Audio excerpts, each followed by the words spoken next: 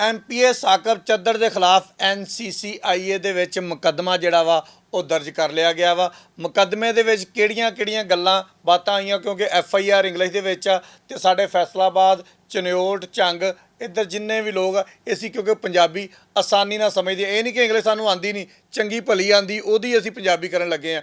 ਲੇਕਿਨ ਸਾਰਿਆਂ ਨੂੰ ਸਮਝਾ ਦੇਵਾਂ ਕਿ ਗੱਲਬਾਤ ਅਸਲ ਹੋਈ ਕੀ ਹੈ।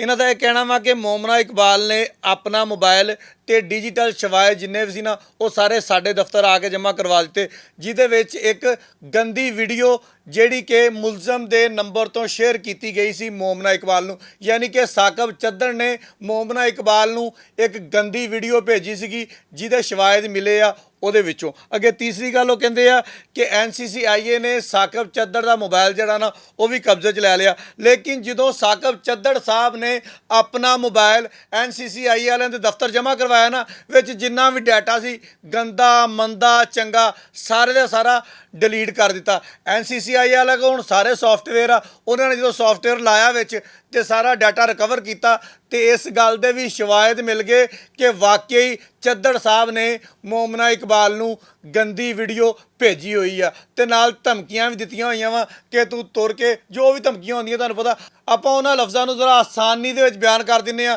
ਕਿ ਤੇਰੀਆਂ ਲੱਤਾਂ ਤੋੜ ਦਾਂਗੇ, ਤੇਰੀਆਂ ਬਾਹਾਂ ਤੋੜ ਦਾਂਗੇ, ਅਗਰ ਤੂੰ ਕਿਸੇ ਹੋਰ ਦੀ ਹੋ ਗਈ ਤੇ ਤੇਰੇ ਨਾਲ ਇਹ ਕਰ ਦਿਆਂਗੇ। ਜਦੋਂ ਸਾਕਬ ਚੱਦਰ ਦੇ ਮੋਬਾਈਲ ਦਾ IMEI ਨੰਬਰ ਲਿਆ ਗਿਆ, ਫਿਰ ਹੋਰ ਚੀਜ਼ਾਂ ਸਾਹਮਣੇ ਆਈਆਂ ਕਿ ਦੋਨਾਂ ਮੁਲਜ਼ਮਾਨ ਨੇ ਰਲ ਕੇ, ਸਾਕਬ ਚੱਦਰ ਨੇ ਤੇ ਉਹਦੀ ਬੁੱਢੀ ਨੇ, ਗੈਰ ਕਾਨੂੰਨੀ ਤਰੀਕੇ ਦੇ ਨਾਲ CDR ਲਏ, ਜਿਹਦੇ ਉੱਪਰ ਪਤਾ ਲੱਗ ਜਾਂਦਾ ਵਾ ਕਿ ਮੋਮਨਾ ਇਕਬਾਲ ਕਿਹੜੇ ਬੰਦੇ ਦੇ ਨਾਲ ਰਾਬਤੇ ਦੇ ਵਿੱਚ ਆ। ਫਿਰ ਮੋਮਨਾ ਇਕਬਾਲ ਨੂੰ ਧਮਕੀਆਂ ਲਾਈਆਂ ਗਈਆਂ ਕਿ ਅਗਰ ਤੂੰ ਵਿਆਹ ਨਾ ਕੀਤਾ, ਇਹ ਨਾ ਕੀਤਾ, ਉਹ ਨਾ ਕੀਤਾ ਤੇ ਅਸੀਂ ਤੇਰੀ ਵੀਡੀਓ ਜਿਹੜੀ ਆ ਤੇਰੀ ਭੈਣ ਨੂੰ ਸੈਂਡ ਕਰ ਦੇਵਾਂਗੇ, ਫਲਾਂ ਬੰਦੇ ਨੂੰ ਸੈਂਡ ਕਰ ਦੇਵਾਂਗੇ, ਫਲਾਂ। ਇਹ ਵਾਕਿਆਤ ਉਸ ਟਾਈਮ ਪੇਸ਼ ਆਏ ਜਦੋਂ ਚੱਦਰ ਸਾਹਿਬ ਨੂੰ ਇਸ ਗੱਲ ਦਾ ਪਤਾ ਲੱਗ ਗਿਆ ਕਿ ਜਨਾਬ ਮੋਮਨਾ ਇਕਬਾਲ ਕਿਤੇ ਹੋਰ ਵਿਆਹ ਕਰਨ ਲੱਗੀ ਆ। ਲੇਕਿਨ 2023 ਤੋਂ ਲੈ ਕੇ ਹੁਣ ਤੱਕ ਇਹਨਾਂ ਦਾ ਕੋਈ ਕਿਸੇ ਕਿਸਮ ਦਾ ਰਾਬਤਾ ਨਹੀਂ ਸੀਗਾ। ਜਦੋਂ ਚੱਦਰ ਸਾਹਿਬ ਨੂੰ ਪਤਾ ਲੱਗਾ, ਜ਼ਾਰੀ ਬਾਤ ਖਿੱਚ ਪੈਂਦੀ ਹੈ ਨਾ ਦਿਲ ਦੇ ਉੱਤੇ, ਪੁਰਾਣੀਆਂ ਯਾਦਾਂ ਆ ਜਾਂਦੀਆਂ ਵਾ। ਜਦੋਂ ਦਿਲ ਨੂੰ ਖਿੱਚ ਪਈ ਤੇ ਦੁਬਾਰਾ ਕੰਮ ਚੱਦਰ ਸਾਹਿਬ ਨੇ ਸਟਾਰਟ ਕੀਤਾ ਕਿ ਮੋਮਨਾ ਇਕਬਾਲ ਕੋ ਅਬ ਕਿਸੇ ਕੀ ਨਹੀਂ ਹੋਣੇ ਦੂੰਗਾ। ਲੇਕਿਨ ਉਹ ਵੀ ਹੋ ਗਈ ਤੇ ਇਹ ਵੀ ਹੁਣ ਹੋਣ ਵਾਲਾ ਹਿਸਾਬ ਹੀ ਹੈ।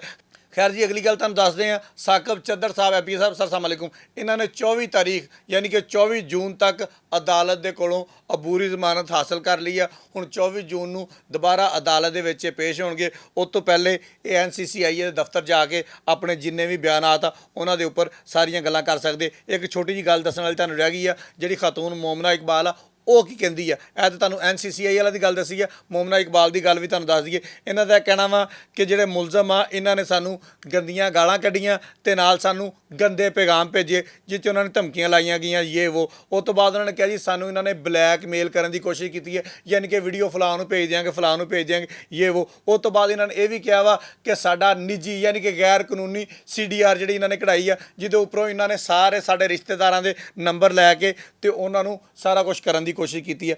ਫਿਰ ਮੋਮਨਾ ਇਕਬਾਲ ਦਾ ਇਹ ਕਹਿਣਾ ਵਾ ਕਿ ਮੇਰੀ ਸਾਖ ਨੂੰ ਖਰਾਬ ਕਰਨ ਦੀ ਕੋਸ਼ਿਸ਼ ਕੀਤੀ ਆ, ਮੈਨੂੰ ਬਦਨਾਮ ਕਰਨ ਦੀ ਕੋਸ਼ਿਸ਼ ਕੀਤੀ ਆ।